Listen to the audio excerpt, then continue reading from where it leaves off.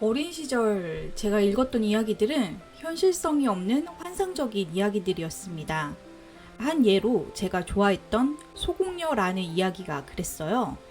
아버지가 돌아가셔서 괴로웠던 주인공 세라가 다니는 학교의 그 옆집에 아버지와 함께 사업했던 동업자가 이사를 왔습니다. 그리고 이 동업자는 세라의 몫의 재산을 자신이 잘 불리고 있다가 그녀에게 전달해 줍니다. 지금 생각해보면 전혀 현실성이 없는 이야기죠. 재산을 관리할 정도로 친했던 동업자라면 당연히 그 동업자의 하나밖에 없는 딸인 세라의 행방을 모를 리도 없고요. 그리고 우연히 이웃으로 만날 가능성도 굉장히 낮을 겁니다.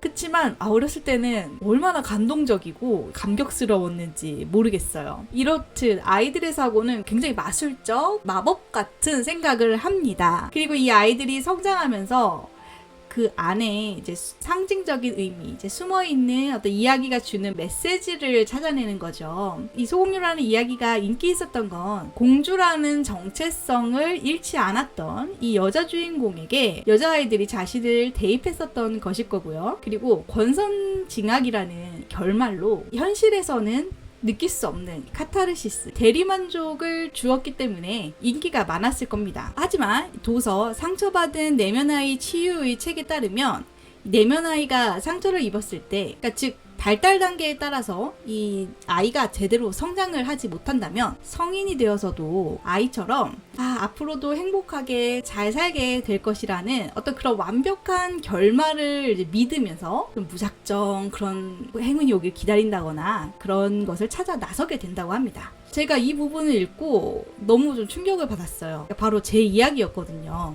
저는 이런 마술적인 기대를 안고 살아왔습니다. 어렸을 때부터 책을 정말 많이 읽은 아이였어요. 제가 성인이 되면서 이게 문제라고 생각을 해서 소설책 읽기를 그만두었습니다. 어렴풋이 느꼈던 것 같아요.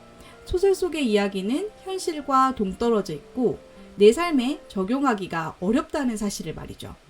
학교 생활은 책으로 읽었던 아동문학과는 정말 달랐습니다. 친구들은 영악했고 더 인기 있는 친구들과 어울리기 위해 다른 친구를 버렸습니다. 아동문학은 환상이었고 학교 생활은 정글, 약육, 강식의 현실이었습니다. 성인이 되어서는 더했습니다. 그래서 저는 그렇게 소설 읽기를 그만두었습니다. 그럼에도 불구하고 저의 이런 마술적인 기대는 시간이 지날수록 점점 더 커져갔습니다. 파드레오브스의 When God Becomes a Drug에서는 모세의 기적 이야기를 예로 드는데요. 모세가 이스라엘 백성들을 데리고 가나안 땅으로 갔고 마음이 바뀐 이집트 왕은 병사들을 끌고 뒤쫓아간 이야기죠. 이스라엘 백성들은 홍해 앞에 다다릅니다. 그러자 이제 하나님께서 홍해를 이제 두 벽으로 갈라서 길을 내주었고 뒤쫓아오던 이집트 병사들은 이스라엘 백성들이 바다를 다 건너자 바다가 닫히고 빠져 죽었다는 유명한 이야기입니다. 이 이야기를 통해서 우리가 배울 점은 이스라엘 백성들의 그 두려움을 극복하는 용기와 행동입니다. 두렵지만 용기를 내서 갈라진 바다 가운데로 걸어가는 그 용기 말이죠. 그들의 의심과 두려움은 믿음으로 바뀌었습니다.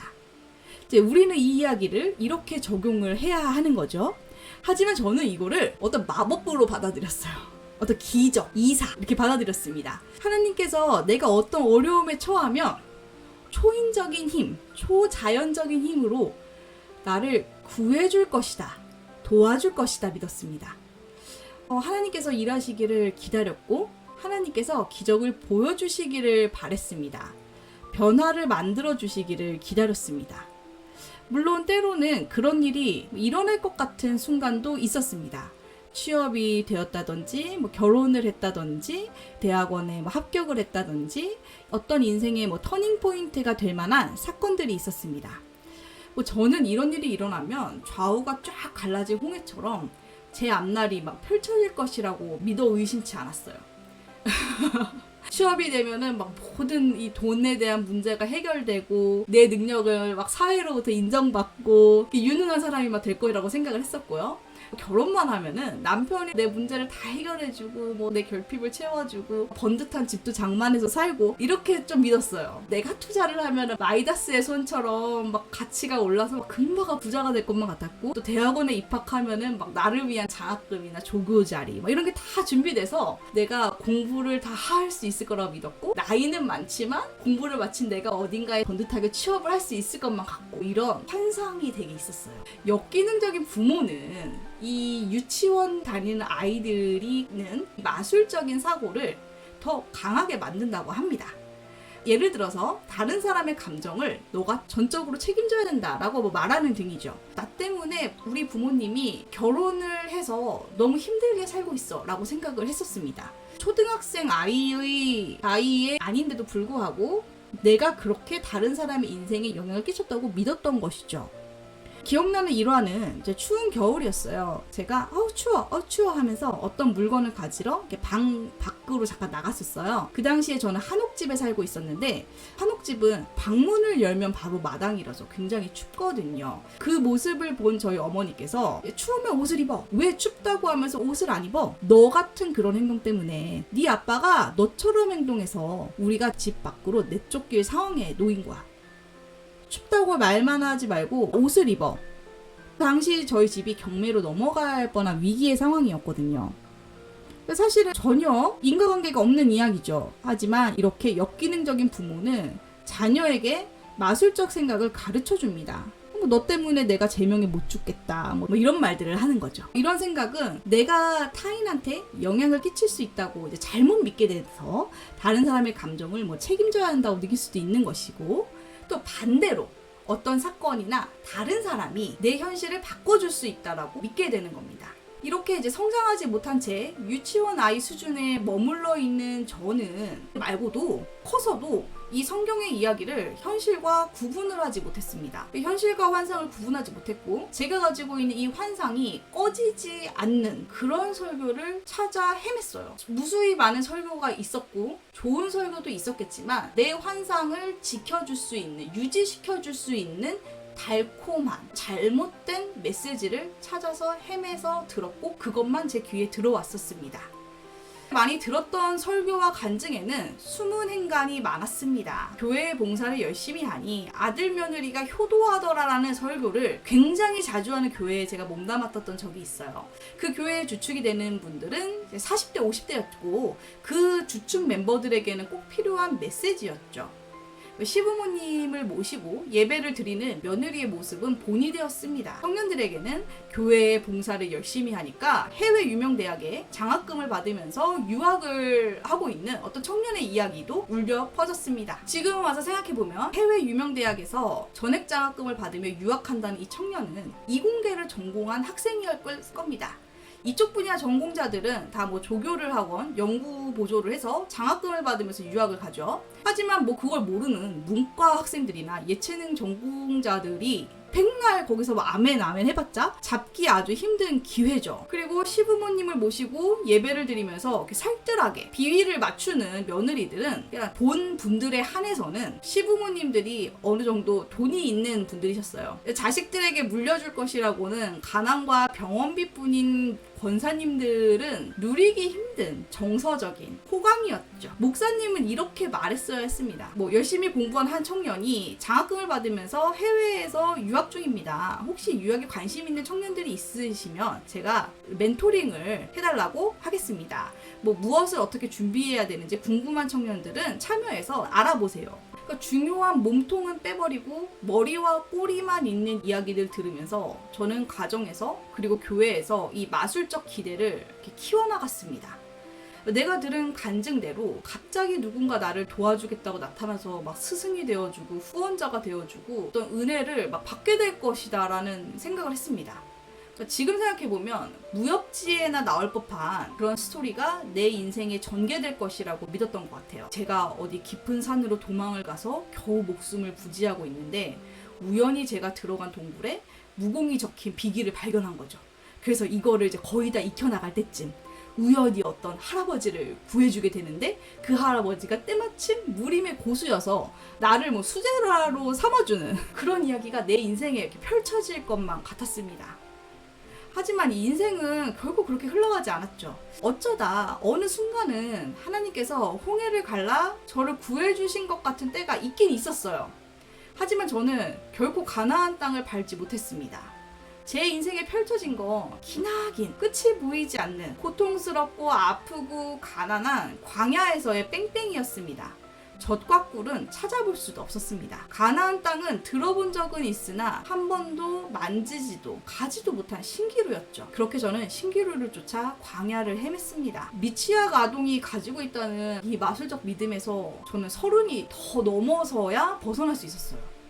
저는 이 마술적인 믿음, 생각들을 하나씩 부쉈습니다. 성인이 되어 도움을 받는다는 건 가족이 아닌 이상 내가 상대에게 그만큼의 유익이 되어야 지속되는 일이라는 것도 알게 되었죠. 어느 대학에 들어갈 수 있는 성적이 되지 않았는데 그 해에 그 과가 하필 미달이 돼서 은혜롭게 합격한 한 교회 오빠가 있었어요. 저는 그 이야기를 붙들고 하나님께서도 제 대입 결과에 역사해달라 이렇게 기도를 했습니다. 하지만 제겐 그런 기적이 일어나지 않았어요. 지금 생각해보면 당연했습니다. 그 교회 오빠가 갔었던 대학은 하위권 대학이었기 때문에 미달이 났을 가능성이 높았고, 설사 미달이 나지 않았다고 하더라도 이 예비 번호가 몇 바퀴는 돌기 때문에 입학 전날 기적적으로라도 합격할 수 있었겠죠. 하지만 서울에 있는 대학에 제 원서 미달될 일도 없을 것이고 아무도 입학하지 않아서 예비 번호가 몇 바퀴 돌 일은 없었을 겁니다. 어떤 예로는 재수하면서도 성가대 봉사를 1년 동안 매주 본이 되었던 한 오빠가 있었는데 명문대에 결국 입학을 했어요. 사람들은 그 오빠 이야기를 하면서 봐라 저 오빠를 봐라 빌성수와 봉사를 권했습니다. 지금 생각해보면 일단 머리가 좋았고 재수를 하지 않았어도 그런 정도의 명문대학을 갈 만한 사람이었으며 비싼 재수학원을 다녔습니다. 저는 그 생각을 못하고 그냥 혼자 문제집 하나 그냥 구해가지고 동네 도서관 다니면서 막 재수를 해야겠다 이렇게 생각했었어요. 지금 생각해보면 정말 현실 감각이 없어도 너무 없었고 이런 방식으로 30대까지 살았다는 사실이 스스로에게도 충격적입니다. 엮이는 과정에서 성장한 분들을 많이 만나면서 가장 안타까웠던 점이 바로 이 마술적 생각이었어요. 사실 청소년기까지만 해도 워낙 자기애가 막 과잉이고 또 자아도취가 청소년기의 특징이잖아요. 그러니까 그렇게 큰 티가 나지 않았던 것 같아요. 하지만 엮이는 과정에서 성장해서 30대, 40대가 되어도 이런 생각으로 사는 분들을 굉장히 많이 만나게 되었습니다. 그분들의 생각은, 계획, 플랜은 너무 멋져요.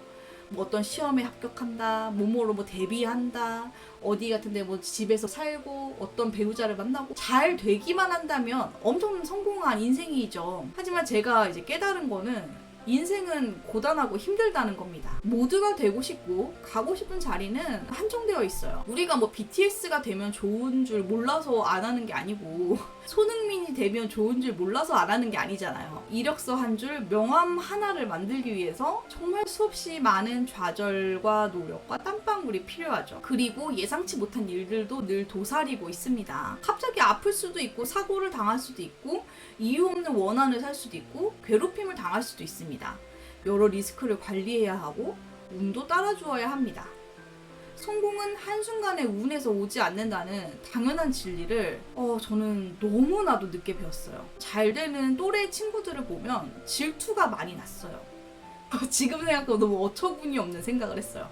내가 지금 힘든 건 요셉처럼 다윗처럼 하나님께서 나를 연단시키려고 고난을 주신다고 믿었죠. 그리고 언젠가는 의의 면류관을 쓰고 당당히 성공할 것이며 그 정상의 자리에서 이 영광을 하나님께 돌립니다 라고 말하는 제 모습을 그렸어요. 내가 개구리한테 뽀뽀하니까 왕자로 변하는 그런 정도의 유아적인 생각이었죠. 이제 잘 되는 사람들은 그만큼 그들을 현실적으로 가이드해 줄 수 있는 부모라든지 친척이라든지 선생님이라든지 멘토가 있어. 그리고 그들은 그런 지원을 받으면서도 스스로 치열하게 노력해서 그 자리에 가 있음을 이제는 압니다. 저도 이제 공부하라는 잔소리를 들었고 성적이 나오지 않으면 부모님께 비난을 받았어요. 하지만 어떻게 공부해야 되는지 알려주는 사람이 없었고 무엇을 이제 준비해야 되는지 가이드해주는 사람이 없었고 필요한 돈을 지원해줄 수 있는 사람이 없었죠. 그래서 저는 사회에 나왔을 때 아무것도 준비된 게 없었어요. 내가 남들보다 더 많이 알고 있는 건 그냥 수천 년도 더 된 옛날 이야기들 뿐이었고, 내 현실, 21세기의 현재에 어떻게 적용해야 되는지 알 길이 없는 잠언의 문장들 뿐이었습니다. 혹시 이런 마술적인 사고를 가지고 계시는 분이 계실지 모르겠어요. 정말 시간은 되게 유한하고 우리를 기다려주지 않더라고요. 나에게 부족한 것이 무엇인지를 그냥 직면하고 하나씩 채워나가는 것이 필요한 것 같아요. 돌아보면 제 인생에 수많은 무수히 많은 기회들이 스쳐 지나갔어요. 그때는 그게 기회인지 보는 눈이 없었고, 기회인지 알았다고 하더라도 잡을 능력이 없었습니다. 그저 기회가 나에게 오기를 간절히 기도했었죠. 그래서 이제는 기회를 알아보는 안목과 잡을 수 있는 능력을 기르는데 더 집중해보자 라고 다짐해 봅니다. 이 영상은 왜 제가 종교 중독적 사고에 빠지게 되었는지에 대한 이야기입니다. 그래서 무수히 많은 설교를 들었고 간증을 들었고 성경 공부를 했지만 제가 가지고 있는 잘못된 생각을 더 강화시켜주는 메시지에 초점이 맞춰져 있었던 것 같아요. 그렇게 현실보다는 환상을 쫓고 그 환상이 꺼지지 않는데 더 혈안이 되어서 그런 찾아 헤맸었던 것 같습니다. 다음 영상에서 또 이어서 종교 중독에 대한 저의 이야기를 하나씩 풀어가 보도록 하겠습니다. 끝까지 들어주셔서 감사합니다.